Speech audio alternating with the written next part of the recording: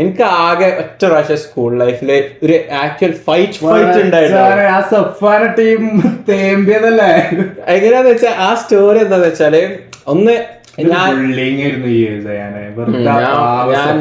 സ്കൂളിൽ ഒരു ബുള്ളിയായിരുന്നു.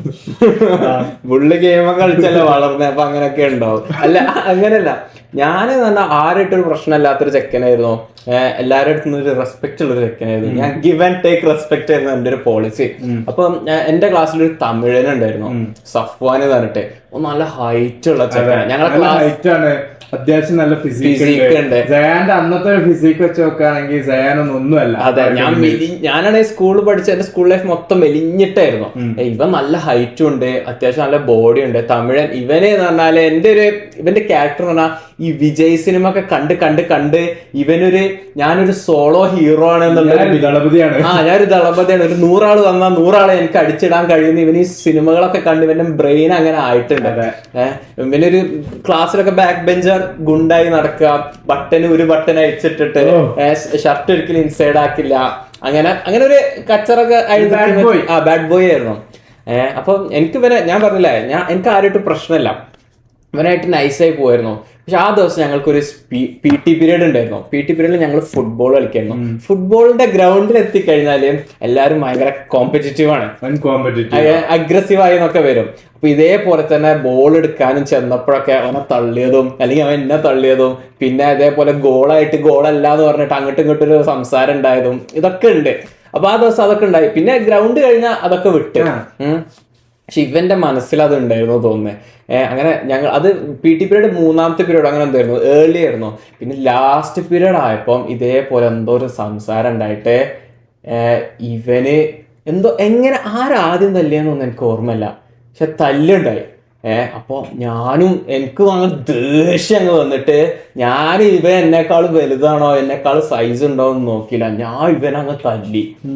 ആരാദ്യം തല്ലിയെന്ന് എനിക്ക് ഓർമ്മയില്ല, പക്ഷെ ഞാൻ ഇവനെ തിരിച്ചു തല്ലി. ആരും അത് എക്സ്പെക്ട് ചെയ്തില്ല. കാരണം ഇവനെ ഇത്രയും ഗുണ്ടായി നടക്കാണ്, ഇവനെ ഇടക്കിടക്ക് തല്ലുണ്ടാവുന്നതാണ് എന്നൊക്കെ ആയിട്ട്. അവിടെ എനിക്ക് ഇപ്പോഴും വിഷ്വലൈസില് എനിക്ക് കണ്ണിൽ ഇപ്പോഴും ഓർമ്മയുണ്ട്. ഇവന് ഓടി വന്നിട്ട് ബെഞ്ചിൽ ചവിട്ടി കയറി ചാടി ഏറുന്ന് സൂപ്പർമാൻ പഞ്ച് പോലെ എന്റെ തലക്കടിച്ചു പൂന്നിട്ട്. അങ്ങനെ കേട്ടെ ഞാൻ ലിറ്ററലി ഇങ്ങനെ നോക്കുക സ്ലോ മോഷനിൽ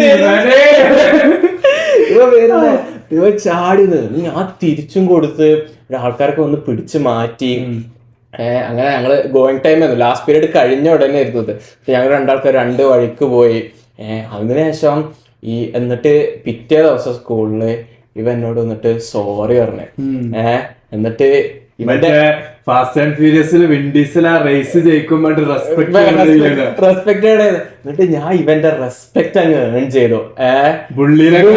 ലിറ്ററലി ബുള്ളി ഗെയിമിലുണ്ട്, നമ്മള് ബുള്ളീസിനെ അടിച്ചിട്ട് കഴിഞ്ഞാല് പിന്നെ ബുള്ളീസിന്റെ റെസ്പെക്ട് നമ്മൾ ഏൺ ചെയ്തു. അതെ, അതായത് നമ്മളെ അടിച്ച് തോൽപ്പിച്ചു കഴിഞ്ഞാല് പിന്നെ അത് മാച്ച് ഗെയിം ആയി. അതെ, ഈ UFC ഒക്കെ കാണുന്നവർക്ക് അറിയാം, എത്ര ഒരു റൈവലറിയും കാര്യങ്ങളൊക്കെ ഉണ്ടെങ്കിലും ഫൈറ്റ് അങ്ങ് കഴിഞ്ഞാല് രണ്ടാൾക്കാരും കെട്ടിപ്പിടിച്ച് റെസ്പെക്റ്റ് ആണ്. കാരണം എന്താ വെച്ചാൽ 2 ആൾക്കാർ ഒരു ഒക്ടഗോൺ അല്ലെങ്കിൽ ഒരു കേജിൽ കയറിയിട്ട് ഫൈറ്റ് ചെയ്യുക, മാൻ ടു മാൻ ഫൈറ്റ് ചെയ്യാന്ന് പറഞ്ഞാൽ it takes courage, it takes bravery. വളരെ വിരളമായിട്ടാണ് ആ റെസ്പെക്ട് ഇല്ലാതെ നിൽക്കുക. ബാക്കി എത്ര ട്രാഷ് ടോക്ക് എന്തുണ്ടെങ്കിലും last end of the day respect ആയിട്ട് ഗുഡ് ഫൈറ്റ് എന്നൊക്കെ പറഞ്ഞിട്ട് രണ്ടാൾക്കാർ ജെന്റിൽമാൻ ആയിട്ടാ പിരിഞ്ഞു പോവുക.